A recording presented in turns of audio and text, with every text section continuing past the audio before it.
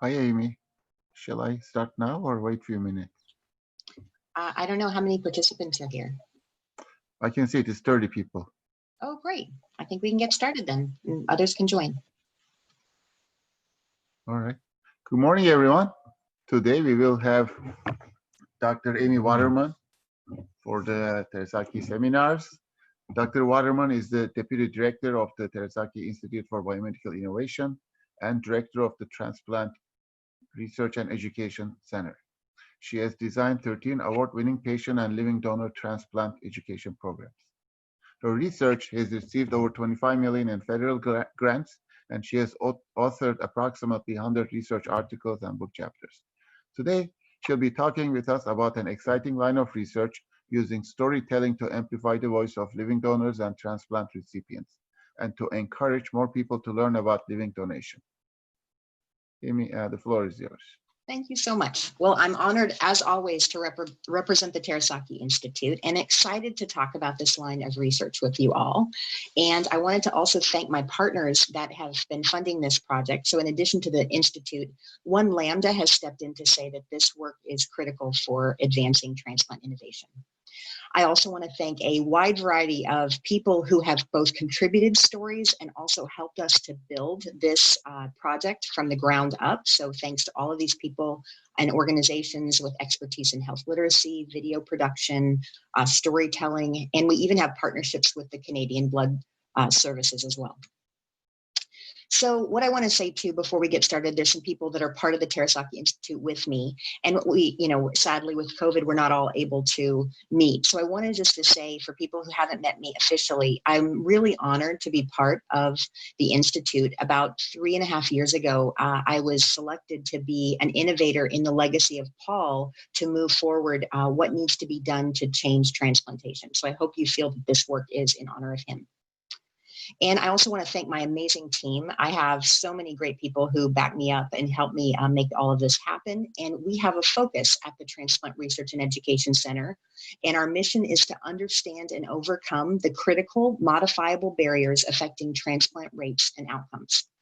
So how do we do that? And why do we care? So part of this, the reason that I get up in the morning to do my job is that we're now calling chronic kidney disease an epidemic. We're saying it's a global health challenge that is where people who have kidneys that are problematic and kidneys that are failing are everywhere right now. How bad is it, you might ask? 37 million people in the United States have chronic kidney disease, which means they have kidney problems at varying levels. And 700,000 of them are alive but have kidneys that don't work. They do not sustain life. So it requires that they either go on dialysis every week, every other day, or they get a deceased or a living donor single kidney so that they can continue to be alive. So if this is my mom and her kidneys fail, what would I want for her? So we'd obviously want her to live the longest time, right? So people who use a machine, dialysis, to remove toxins from their blood, only 42% are alive after 5 years on dialysis, compared to if you can get a kidney from someone who's passed away, or a kidney from a friend or a family member, a living donor kidney, you obviously are living a lot longer. The reason for this is that a kidney in your body is going to be working 24 hours a day versus a treatment on dialysis where you have a few hours on dialysis for the treatment and then you don't have kidney function in between. Now, this is great. There's an obvious answer here, but sadly, if you look at the number of people on dialysis versus people who have a functioning deceased donor kidney transplant or a living donor kidney transplant, it's in the inverse relationship. So for me, I've really been looking at the column to the right and saying, okay, what do we need to do differently so we can help more people take advantage of living donation? The reason why is life. If you look on, you could look at your age or the age of your parents, and you can see here that if you can get somebody off of dialysis, the second column, into transplant, the additional years of life gained are anywhere from 5 to 15. So literally, if any of the work that I do, and this is what keeps us all working late, can help people get a living donor transplant, we are providing 5 to 15 additional years of life for these patients. So the other part that's really exciting, we're all in innovation here at Terasaki Institute, is that we have 250 million adults in the United States, right?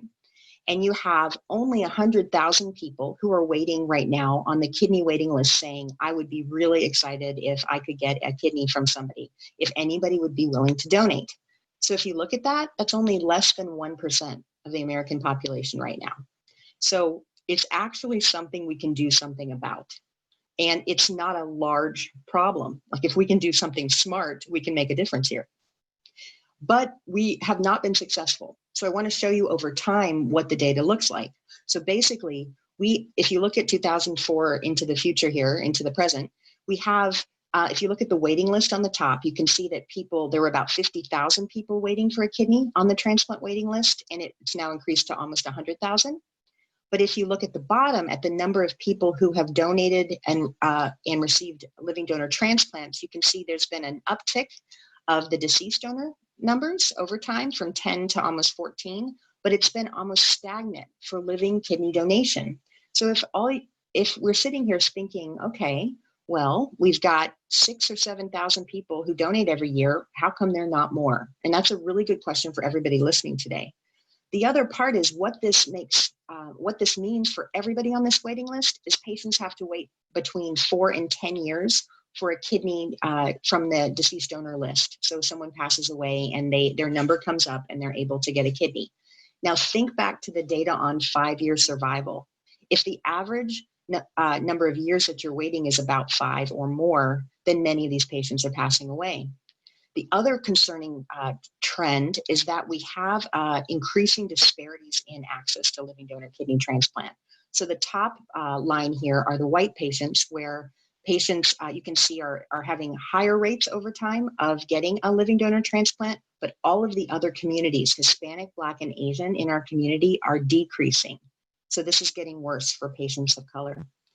Now let's look at last year. So 95,000 people were on the waiting list last year, and 401 people 23,000 had a really good call last year in 2019, where someone said, there's a matching kidney for you. You need to come in. We're going to have a surgery and your life is about to change. That's exciting. But if you also look, 7,532 people were waiting on the list for a call that never came, and they got too sick or they passed away. So these are the patients that keep me up at night too.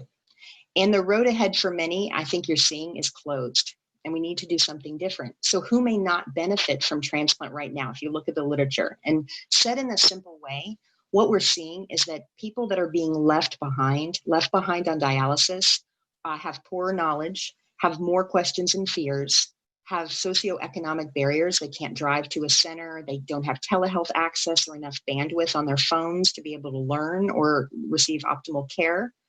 There's some that are afraid or don't know how to find living donors. People don't trust their doctors. People who've never met anyone who looked like them who got a transplant. They only know people who were on dialysis. So I don't know about you, think about right now for my audience, have you ever met a living donor in person? So if you haven't met one, how would you know if you could ever be one, right? People speak many languages other than English. There's lots of gaps in care and education because of that. There are people that didn't get a lot of information before their kidneys fail. There's something called crash start dialysis, where basically you're living a normal life and you wake up one day, your legs have swollen and your kidneys have failed and you have to start dialysis, and all of a sudden you're very disoriented.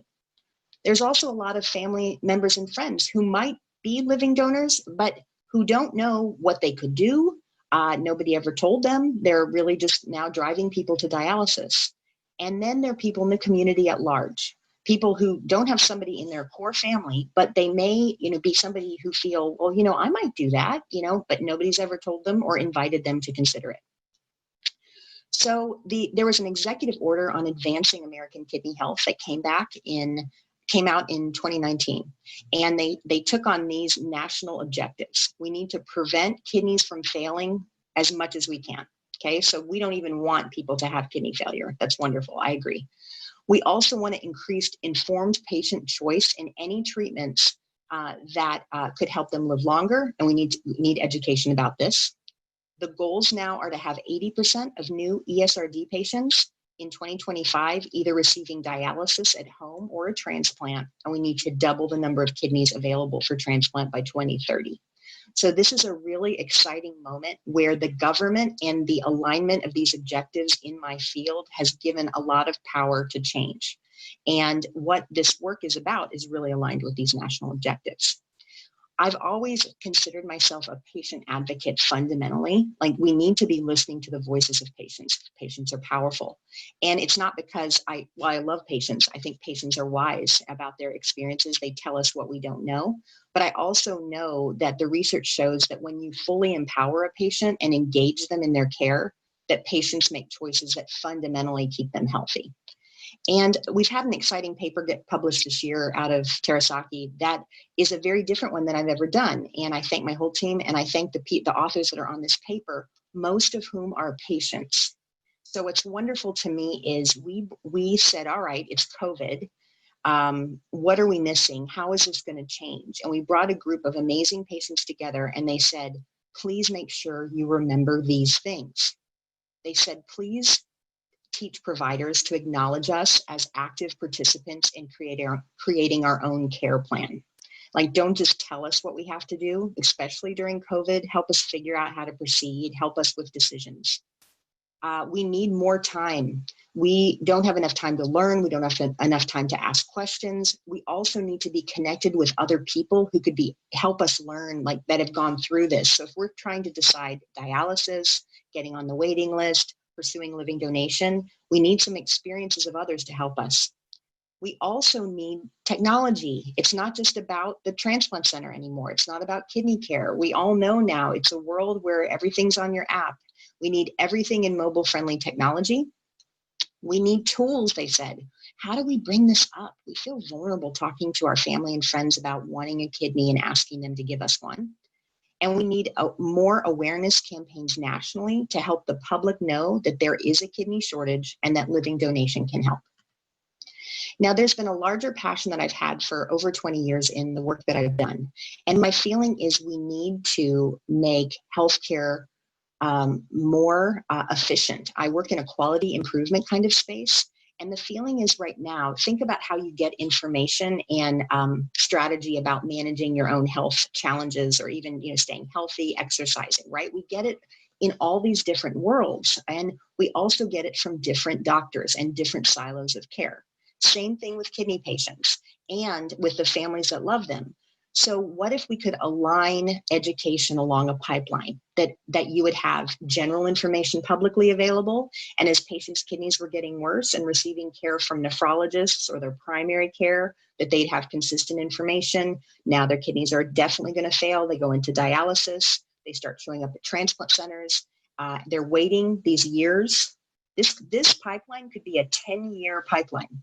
But by having something consistent, it's possible we could move people faster towards transplant. And then afterwards, obviously, you want education about how to adhere to the drugs, how to be healthy, how to do it right so that you don't lose your kidney. That would be better care, in my opinion. And if you look at it, this is, I think, how it would look visually. You'd have a patient learning here. You'd have their family learning with them, talking about, would we ever be living donors? Here's a dialysis center for people who've never seen one. This is the dialysis machine on the left where blood is filtered. And you would go here every other day for people who have kidneys that don't work. And those are the providers there. And then here's a transplant professional who's saying, okay, welcome to the transplant center. Let's get you waitlisted, or a living donor. So perfect world, right? An ideal. So would it even matter? So I'm very pragmatic. So I'm like, let's design things to help, and then let's test to see if they work. So this is a paper that came out in 2020 in the top transplant journal. And we actually built an educational program and individually tailored it for patients. So we learned what gaps they had, fears, knowledge, socioeconomic challenges. And then we provided them with individual coaching and information tailored to what they needed. And we wanted to see if that worked better than traditional transplant standard of care. So let me show you first, just to give you a feel of making my point in a different form. So this is at UCLA. And what we found is, walking in the door, you would think that patients are really knowledgeable, right? They've gotten through that whole pipeline, and they are now they're interested in a transplant. That's great, right? What you can see here is, on a transplant knowledge scale, they can't answer half the questions correctly, no matter what race they are. Fewer have read information or watched videos about living donor transplant, or even talked to the people they trust about whether they should get one. And Hispanics and Blacks, again, it's significantly worse. So you get this sense of people are unprepared. And this is not UCLA only, this is everywhere, right? So people, and these are people who've made it through the whole healthcare system to get to a transplant center. So think backwards up the pipeline, the dialysis centers, the people who have some level of kidney function. If this is the most prepared group, we're in trouble. The other part I want to say is if we can build this pipeline, it will work. That's what's so exciting and keeps me going. So we see that over time, your path to transplant, which is the green line, was significantly more likely to increase their knowledge. It also increases actions that relate to people getting a living donor transplant. So people start talking to people they trust, sharing educational materials, asking people to be tested. So it gets them engaged in living donation related behaviors. And we had transplant pursuit in general was higher in the Your Path to Transplant group. They were less likely to drop out. They were more likely to get waitlisted. So this is better. We need more of this everywhere. Now, the other part is we talked about disparities a little bit. So people say, if you said to me right now, think about this for a second in your chair, and if I said, why do you think that we're not moving the needle, and why do you think it's getting worse for certain communities? Okay, so there's a disparity between white and non-white people in terms of getting transplants. So a lot of times people say to me, it's about income or education level, right? This is a socioeconomic barrier. It's not actually a racial barrier, a valid hypothesis. Other people say to me, you know what, I don't think they have what they need psychosocially. They might not have a car, they might not trust doctors, they might not have anyone to support them getting to the transplant center or helping them afterwards. It's sort of a psychosocial set of concerns. Valid. No, now maybe it's something else. It's something that I just showed you on the previous slide. Maybe it's that they're not prepared, right? That maybe they aren't ready, and so then we mention living donation briefly, and then they're like, well, I don't know about that, forget it, right? Another valid option. The right way to go in terms of doing models is to really look for the Parsimonious model, which is the best of, basically. So let me show you some geeky data, which we love as researchers. Okay, so at UCLA, there's white patients are 3.2 times more likely to get a living donor kidney transplant than other racial groups. Again, this is a consistent pattern across most transplant centers. So as I show you these models, what I want you to watch is the red line moving down. So what happens is that the racial disparity reduces. So as you control for other things in the model. So what you can see here is it is an issue with insurance, that people who have better insurance probably receive better care earlier. So when they had private insurance, so those that's part of the story. Again, if you add in the people who had caregivers, so people who walked in the door with a partner sitting beside them to write information down, to ask questions, to remember, to drive them. Those people, again, who had those were more likely to go forward. Now we move to their readiness, and you see here that people who were sharing information with others were more likely to go forward. And at the end of the day, two things are modifiable. So so insurance is what insurance is, right? In America anyway. And, but what you see is the people who had caregivers with them, supporting them in their transplant journey, and people who were sharing information with others, getting the word out that they were open to a living donor transplant, were the ones that were most likely. And the ones doing those things caused a reduction in the disparity, not eliminating it, sadly, but at least getting it lower. So what does this mean to me? My expertise is intervention, behavioral intervention. What you see here is any intervention has to include the family. You cannot just have a patient alone and say, you need to get a living donor. You need to do interventions that include and access and inspire and educate everybody who cares for that person. So who might those people be? So the first thing you'd say is, all right, how does a family member or how does the public first hear about living donation? Why this is important is that these are the people who are going to be the solution, the kidney, right? So what I would say, I'm an educator. I've given my whole life to this, right? And they probably learned from someone like me at various, places like dialysis centers or transplant centers. Great. Like you get a good person like me, my team working hard to educate. Well, sadly, they're not learning from someone like me. They're learning from shows like Grey's Anatomy. And we've seen that there's actually articles on the impact of television campaigns on changing attitudes towards transplant. There's actually a new show that has just come out. I don't know if anybody's watched it yet, but it's called Be Positive, and it's a show about living donations. So the main character, the guy on the left, he is, he finds out his kidneys have failed, and a friend of his that's, carefree and kind of confused and funny, she says, "I'll be your donor," and that's the kickoff of the pilot. So this is a pilot from the Chuck Lorre Productions group who did The Big Bang Theory. So we're hopeful that it might go. But it's interesting because it's presenting living donation in a humorous fashion. So there's good and there's bads to this, and we all, makes immediate sense if I say this. The first part is that this increases visibility incredibly. 5 million people saw this show, right? And they might go home and hang up and, turn it off and say, would I ever be a donor? Or what do I think of transplant, right? Great.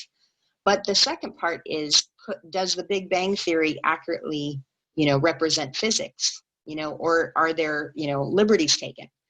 They also do a show called Mom that talks about alcoholism. If anyone watches that show, same kind of thing. So the key is there's a need for education in addition to this, but there's also an opportunity to partner. So my team has actually been on conference calls with the creators of this show. That's part of what we do here at the Terasaki Institute to really help guide the messages that are to be accurate. All right, so let's go back to the education pipeline. So why don't we just have Be Positive do it and I can go home, right? Here's why: because we've got to do a better job at providing general transplant information to the public and to potential living donors to partner with them better, right? Everything I just told you was within the care system. We actually have to step outside the care system to do a better job. And I started this in 2016. There was a White House Organ Donation Summit. So this is me speaking just at the time President Obama was in office. And this is the blue curtains where he speaks and people speak. So that was really a thrill. And I stood there and I said, every American deserves equal access to the best information possible about their treatments. So we may not have enough kidneys to go around, but we can have enough information to go around. And based on this summit, all of the leaders in transplant education came together and we built a UNOS Kidney Transplant Learning Center. You can go to this now. This came out of Terasaki, and I led that, and we basically built a clearinghouse of educational resources that were health literate. It went on the UNOS website, which is the United Network of Organ Sharing, which is where all of the organ allocation comes from. And the goal was that everybody had equal access to quality information outside of a transplant center. So I'm proud of that, and I definitely invite you to go see it. This is kind of what it looks like. So basic education. But what's great now is that anyone in the dead of night, when they're scared, can go here at UNOS where it's trusted, and that there's health literate, vetted information that they can learn about. So that's public information. This has also been something that my team has done that is really fun and exciting. So we realized people are not reading anymore. The average American reads 1 book a year now. So how do we give them information about their treatment options that's engaging and interesting? And so we started here where also we have issues of health literacy, right? Where people just have trouble reading, period. So there's the preference to read, and then there's the ability to read. So we started building decision aids. So this is a really fun one that you can go to. It's called My Transplant Coach. And this woman, who is a prototypical transplant coordinator, invites a group of patients into a fake transplant center that you can see. And the patients ask the common questions that you would normally ask. And they get to actually, people who participate in this app can fill out their medical information and can get a profile about which treatment options of everything would help them live the longest. It also really makes the point that transplant is something that they should consider, and living donation is something that they can consider. But this is a wonderful starting resource for people outside of a transplant center preparing to come in, or within dialysis centers, so that dialysis providers who know a lot about dialysis but less about transplant can utilize this for free. So you can go to this, and this has been great. We vetted this, has been really helpful. This was really positively received. We've just received grants this year to develop a second one called My Paired Donation Coach. For people who've never heard of paired donation, if I'm your sister, I could donate to you directly. But if we didn't blood type match or antibody match, I could give to somebody else, and then their donor could give to you. So that becomes like a four-way swap or a multiple chain. That's even more complex to explain. So we've received funds at Terasaki to build that, and that we've built a script for that, and that's in play this year. So this isn't my innovation, but I really want to credit Johns Hopkins. So Johns Hopkins said, well, these are all great early learning innovations, the ones that I've done. But we've got to get practical here.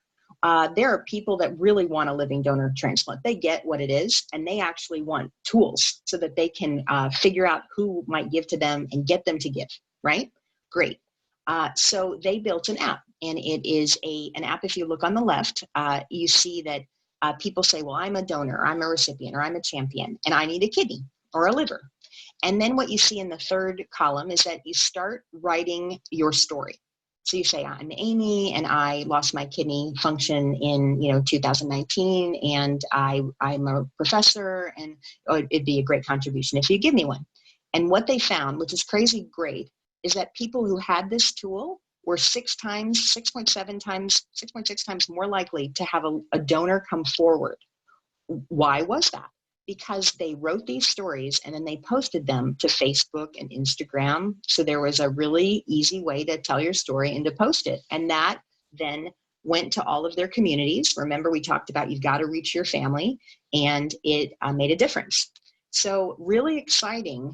But the piece to me on this as a person committed to reduction of disparities is the people that are going to use this app can write stories, can utilize technology well, have access to technology, and are really very practical and serious about this. What about all those early people? What about the 100,000 people on the wait list that might be scared to do this or unclear?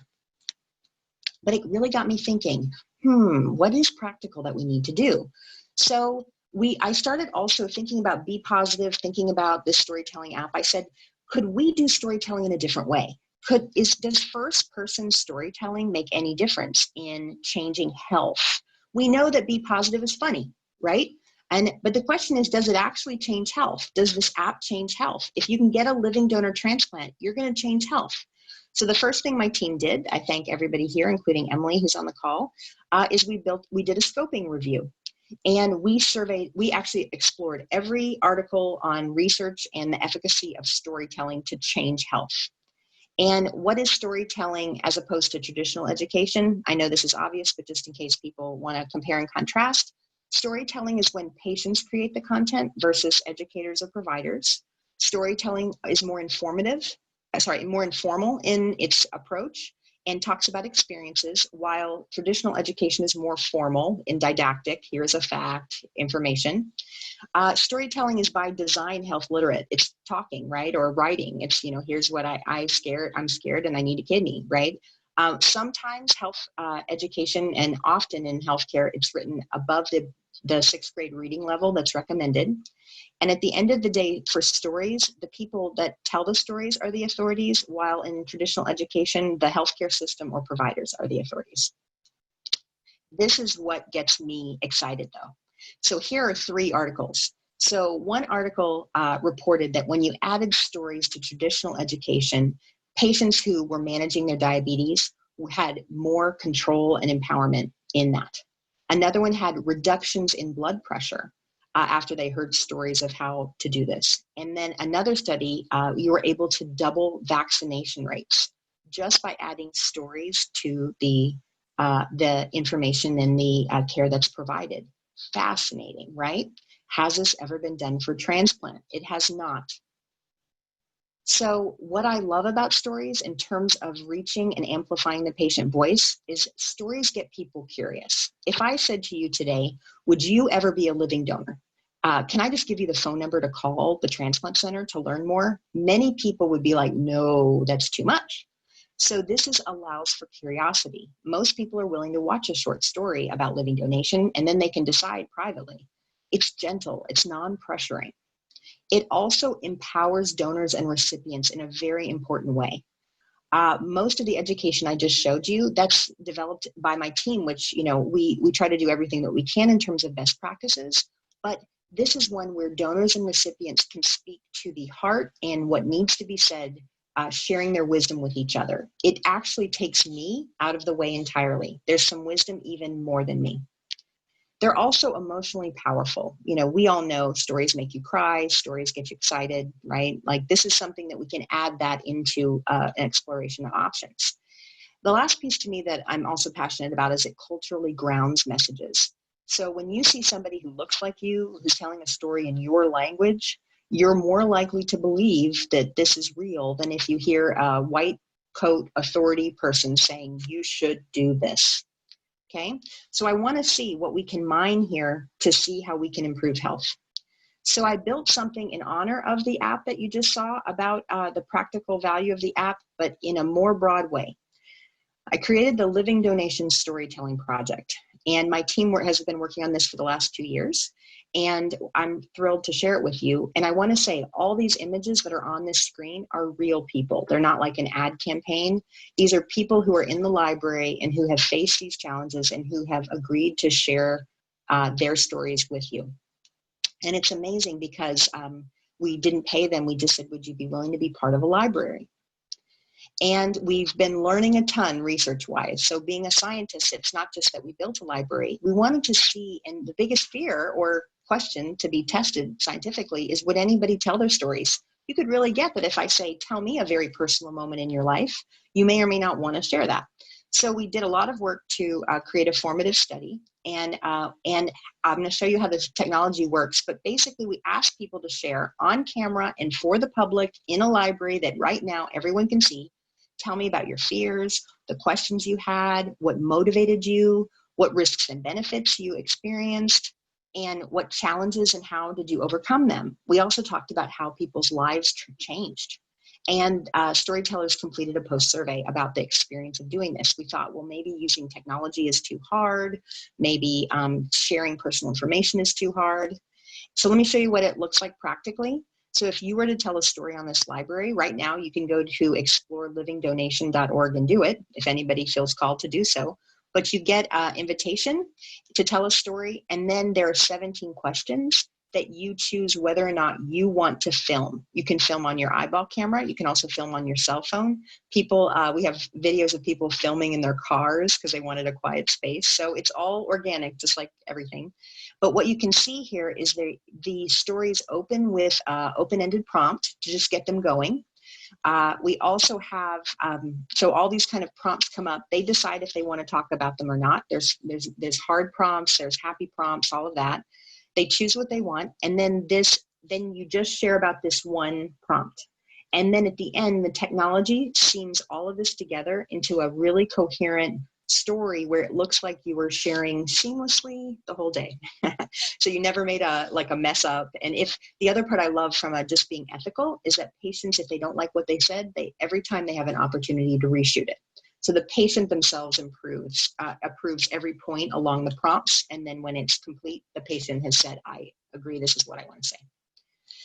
So here's what happens next. So after they film their story at home, then we have lots of different groups of prompts based on the different type of person. So we have kidney donors. This Luther up here gave to his daughter on the left. We have Doris, who's a recipient, and we have Marlo. And and she's a family member. So remember how important the family members are. Often also the family members are worrying and waiting with the patient, but they also could become the living donors.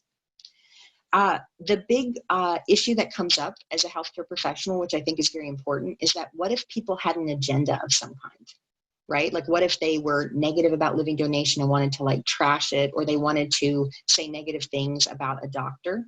So, or they wanted to not really pressure people. It's not that they wanted to pressure people, but they wanted to manipulate people into doing this, or they were sharing innocently misinformation. Because of all those fears, we wanted to make a moment to vet this ethically. So my team and social workers, they review the videos to make sure that those things aren't present. we have a real commitment not to censor patients and donors, but if there is misinformation or if there's a pressuring little beat of the story, or if there's something revealed like the last name of the patient, we remove that. That's the only thing that we do. And then we upload it to the website where it can be shared. So the other part that we're excited by and keep growing is that we're doing a lot of research to allow people, so if you went to the website as a user, you could search for people who look like you, whether it's race or gender, but it's also on things that they're concerned about. So you could say, I'd like to look at potential donors who are women who are afraid that they can't have children afterwards. So our group is doing a lot of thematic analysis right now to look at the content that are in these stories and then to tag it so that this search engine can help somebody find stories most relevant to them and their interests. So let me show you, we have different sections of the website, but what I want to show you here, so these are the living donors. You can see they look very diverse. That was a big commitment that I had. We didn't open this library until we were able to show diversity. But what I also love, if you look behind them, is that they're just in their house, just like all of us right now with COVID. So this, you can see this is, they talk about what's really motivating in social media and stories, and they say authenticity. So this is authentic people. They're not impeccable. They're not, so polished. They're just people like you and me. Here are the recipients. Same story. These are people who are talking about what it was like to receive a living donor transplant. And then here is a game changer. So these are people in need of a kidney. So these are people who would really like, let's think about the app that I just showed you. They would really like someone to step forward. And Kabir needs a kidney. Naisha needs a kidney. And they talk about, I would really be open if anybody in my community would be willing to donate to me. And what all of these storytellers have the ability to do is to post their own story on Facebook, Instagram themselves. So at the end of this, they become part of the library, but Kabir can then post his own video, or someone in the previous videos that if he's too shy to film his own story, to say, this is also affecting me. So this allows the voices and the wisdom of patients to be shared kind of globally. The other part is for people who are curious. It's set up, the website set up that people can find a transplant center near them. They can, if there's a donor who's interested, if there's a patient who's interested, then at that point we can refer them in for care and additional education. So I thought you might like to hear what the stories were about. So here we go.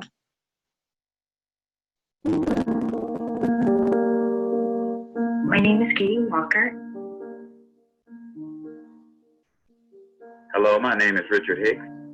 My name is Matt Ronan. My name is Susie. Emily. My name is Diane. And I donated a kidney to my cousin. And I donated my kidney to my brother Carl. I donated a kidney to a stranger. I had the honor of donating my kidney to my daughter Monica. She was 3 years old at the time. I was motivated to donate a kidney to my brother because of, one, what he was going through, and two, that my brother needed a hero. It was really powerful. It was a powerful moment to see somebody go from so sick to looking so much better in such a short period of time. It was, words just can't describe it. She just and her color was back. And she looked so good. The best moment after my surgery was on a Saturday. My brother came downstairs. I was eating breakfast and kind of doing my thing, and he said, "Bro, guess what?" And I said, "What?" And he said, "I don't have to go to dialysis." I would just encourage you to remember that a very short interruption in your life, a matter of days or weeks, can make the difference in the rest of someone else's life.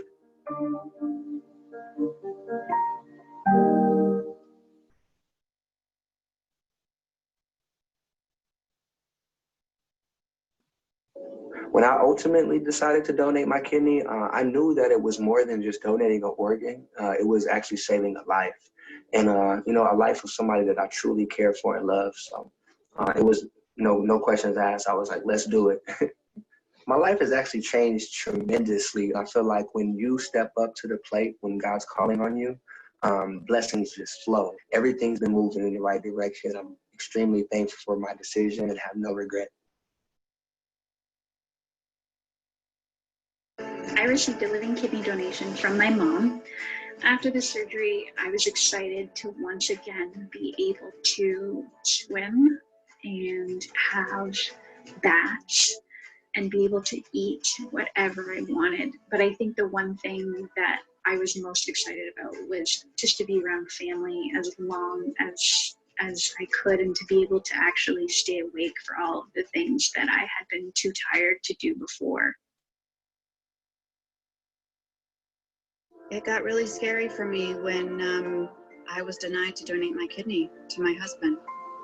I knew we had only one choice, and that was to start telling people outside our family, telling the world that you or a family member needs an organ is not an easy thing to do. People literally from all corners of the globe enroll at my husband's transplant center to help him. It was restoration in humanity with the click of one button. At the age of 36, I was diagnosed with stage 5 kidney failure, and I have to be put on dialysis right away. What I want more than anything is to find someone who will be generous enough to donate a kidney so that I may be able to not live off of a machine, as well as to have a child.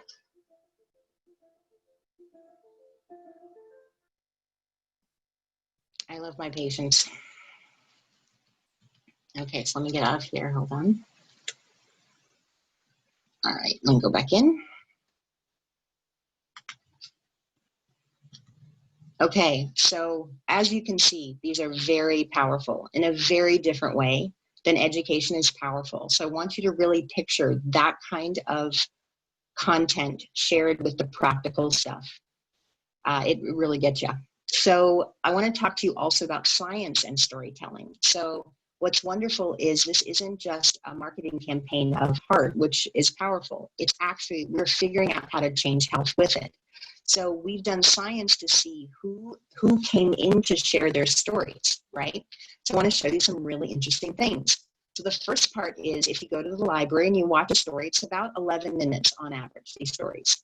But it took over an hour to film it because people were getting familiar with the technology and they were reshooting their little prompts until they felt that they had delivered what they wanted to say. Mostly the people we've gotten at the front end are women. They're most likely to be white, and they're most likely to be kidney donors and have a college or graduate degree. So although we do have a diverse library, there's a lot more to go to build diversity into this. The other part is I wondered, was this hard or easy to tell your story using technology at home? And so we found that in general, it was kind of half and half, but most people were saying they were able to do it. So and when we looked at what was hard about it, it was both the personal information that they were sharing and then the technology itself. So one of the pieces that my team's doing at Terasaki is we are supporting these people as they try to tell their story successfully. They have questions on the technology, they have questions on how to proceed. So we do a lot of cheerleading and practical coaching. We also do really funny things like there were people at the beginning who are filming these stories and they would put their camera right above and it would look like they were in the witness protection program. So to help people who are shooting a video at home, how do we do that? Now, these are amazing human beings and these stories, whether they're patients or donors, and everybody stepped forward to do this work because they wanted to educate the public about living donation and help more people become living donors. So really wonderful motivations. So I wanted to show you some information. So we actually had people code the video content. So we're building this now for our abstract season coming up in 2020. But the feeling that I wanted to show you when we asked people externally to rate these videos, people found them engaging, positive, inspiring, and emotional. And it's interesting actually because the transplant patients were more engaging than the living donors, which I would have hypothesized the other thing. You also see the transplant patients were more emotional and wonder why they were. So let me just show you some data coming out of our lab. So what did the patients share about? So this is what over a quarter of the patients shared about, no matter who they were. Remember, we organically let them share about whatever they wanted to share about. And they said why they pursued living donation. They wanted the better outcomes.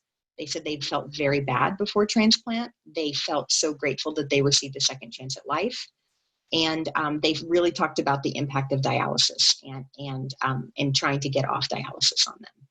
And emotionally, they said a lot of beautiful things, but really they felt predominantly grateful for the transplant, for the donor, for the support that they received to have this happen. And they advised others not to lose hope because they were able to find relief. But I think this is a really interesting slide here because the emotional journey of kidney patients is quite interesting. So we coded this in the content and thematic analysis that we were doing. And if you can see, when they were diagnosed and just that their kidneys were failing, you can see that they were reporting fear and anxiety, sadness, and happiness.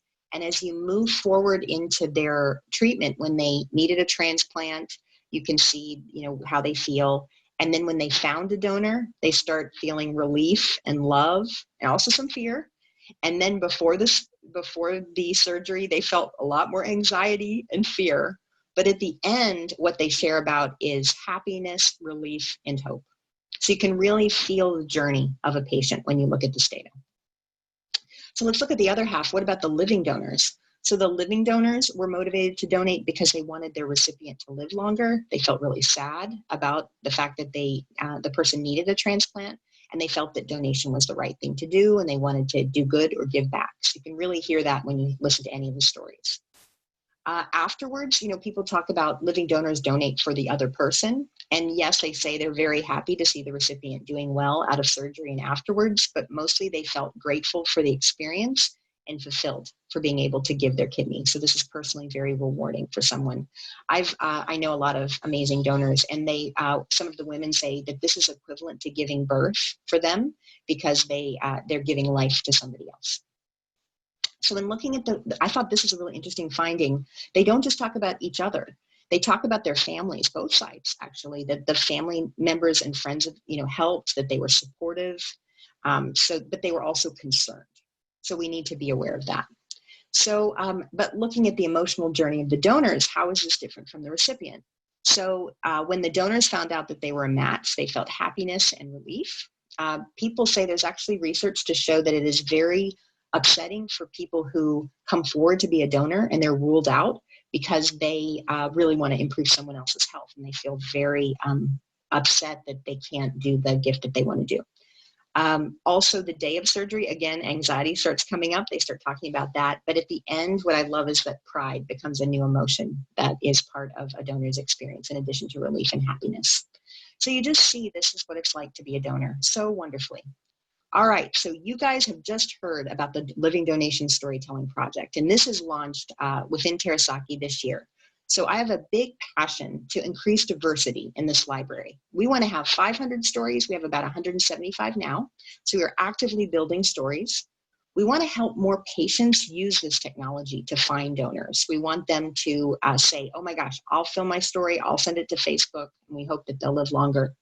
We also want to launch a media campaign that I'm about to tell you about seeking more donors, and we're going to ask our community at large to share stories. So again, going back to the literature, effective media campaigns are really saying we need to reach out to people, not just be positive, but maybe media campaigns to reach potential living donors. And who might we be looking for? We want to look for motivated individuals. We don't want to manipulate anybody into anything. So if I said to you, would you ever be a living donor? Right now, so you've just heard this, would you ever be a living donor? I asked everybody. People answer in one of three ways. Sometimes they answer a couple of these. Some people say, when I say, would you ever be a living donor? They're like, you know what, it's not for me. Either I'm not medically able to do it, or I contribute in other ways societally, and this isn't my thing. Totally valid. That's not the group we're looking for. The second group, people would say, you know what, if my mother or my friend needed this, I'm stepping forward. If this is my child, absolutely take my kidney. So this isn't really a global motivation. It's like all of the ways I love the people that I love. Great. Love them. And then the next group are people who say, this makes sense to me. There's a need. I could do something. It makes sense to how I see the world, my worldview, my spirituality, something like that. How we can solve the organ donor shortage is we can find more of the people in the 2 green boxes. So we built a media campaign that just launched this month, last month in November. Sorry, we're almost at the end of this month. So here's what we see. We are doing targeted marketing to people through all of these smart ways that people know how to do targeted marketing to reach potential donors, providers and coordinators who have patient access who might utilize this resource, patients who are currently looking for a kidney, people who've already donated a kidney who'd be interested in sharing their stories and wisdom, and people who've already received a kidney who would want to do the same. So we are doing a massive national marketing campaign through Terasaki. And every month we're placing ads, display ads, I'm going to show you examples, 90,000 and 40,000 video placements. So it's kind of amazing what's happening from a reach standpoint. We're also doing science on it. So we are saying which ones perform the best. So we have all these videos. Is it about funny? Is it about warm? Is it about sad? Which audiences respond to this? Which audiences ignore us, right? That's really important. And then we're monitoring actual objective outcomes. Who's coming to our website, who's adding and filming their stories, and who's moving forward into living donation. So it's really exciting. So let me show you some examples of things that are launching across the country right now. So we have display ads that look something like this that go to the Living Donation Storytelling Project.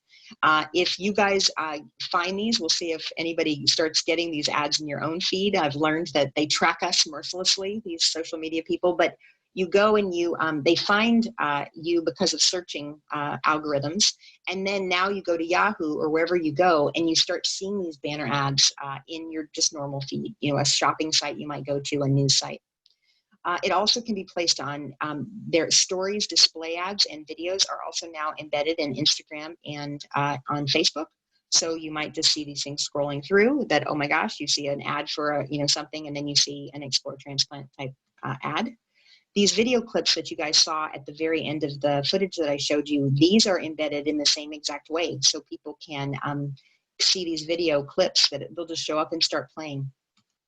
So what's fascinating to me as a new learner of the impact of social media to change health is that the industry standard, and it makes sense if you think about it, is that you blanket everybody with all these ads. We're all getting them, and very few people actually click forward into anything. So the industry standard for anything is less than 1% of a click rate for anything that you do.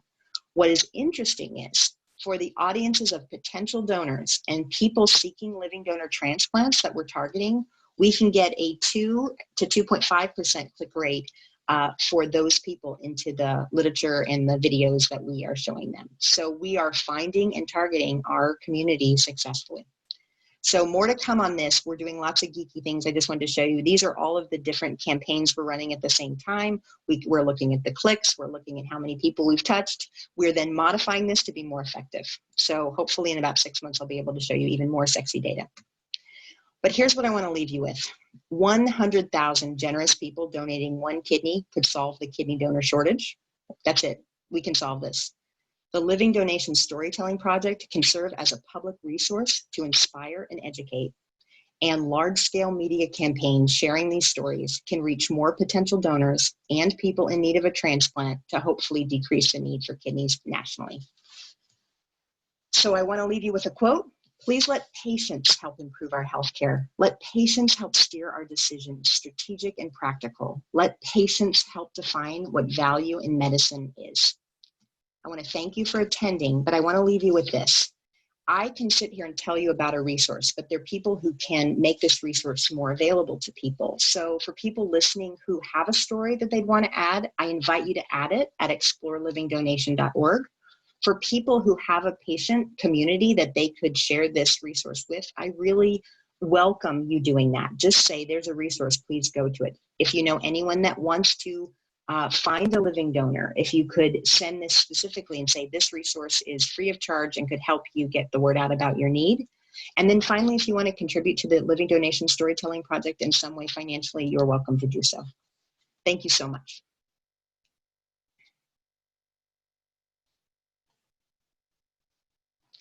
So are there any questions that we want to have coming in from the chat, Emily?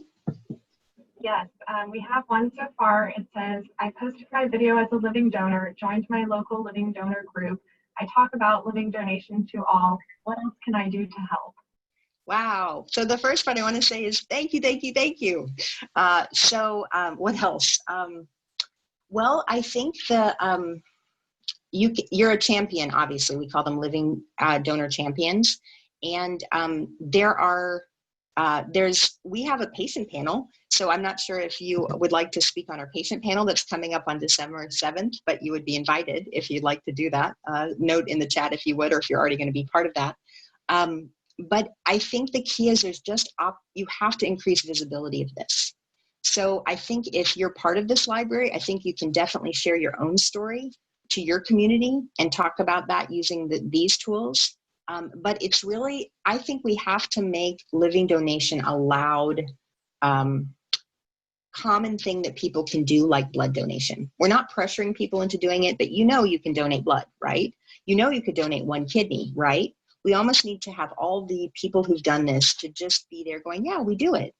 It's part of life. Sometimes people do this. You can do this. So that's really, we need an army of amazing people. And you're one of them already, I can hear. Thank you for doing that. Great. Thank you, Amy. We do have another question. Someone has asked, has storytelling been used to help Spanish-speaking communities? It's my dream. So the thing I want to say is we built this resource in English, but we're building out for next year. Our passion is to build this for the Spanish-speaking community next. So we hope so in terms of that's where we want to go. It should be in every language. And I want to say something exciting about this as an education platform. Imagine if you built an English brochure, right? To put this in Spanish, you'd have to translate it. It could take some time. Similar to a video, you'd have, underneath an English-speaking video, you'd have the subtitles. The great part about a story is if you build these prompts in Spanish, they start sharing in Spanish and you have a Spanish language program. So we're excited about how fast we can bring this to the Spanish community and Spanish-speaking community, and we really want to do that. Great. I think we have time for one more question. I see one that says, do you see storytelling as something that can be useful for other health areas outside of transplant? Yes. My big sense is part of what we're figuring out is the methodology to capture stories in an efficient and low-cost way, and then to distribute these stories in the most effective way in a large-scale public media campaign. I think all of the methodologies that we're learning could go to any other area where people are passionate and people will tell their story. I think this has infinite number of opportunities going forward. Great, thank you. I think that was all the questions that we've had come in so far. Someone raised their hand, Emily, I saw. John did. You can go ahead, John. Oh, somebody else did too? Okay, John should be able to talk now.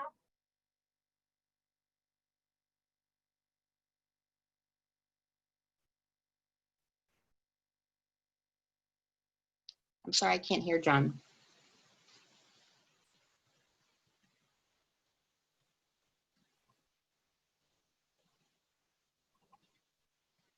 Okay, are you able to now, John?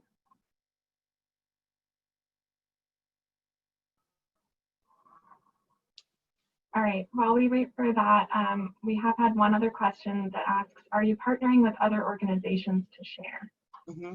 Yes, so we've partnered with the Canadian Blood Services, which is the national platform for Canada. So we're really excited about that. That came in, that's a partnership with the Terasaki Institute that came in this year. So we're definitely expanding this in Canada. We would love to partner officially with any patient advocacy group or group that would think this is exciting to share with their partners. This is a vehicle for stories. This isn't about we're the only ones getting it right here. So if anyone's interested, just email me.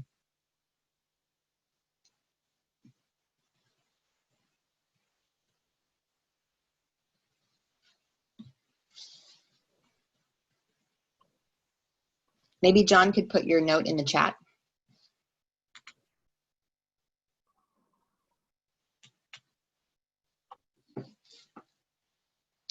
Great. So I'm happy to answer anything offline as well, but just for the sake of time, I just want to thank everyone who came. I'm so passionate about this, and for my Terasaki community, we all do different things, and I really thank you for making the time to see what the Transplant Research and Education Center is doing. And I thank, as always, my amazing team.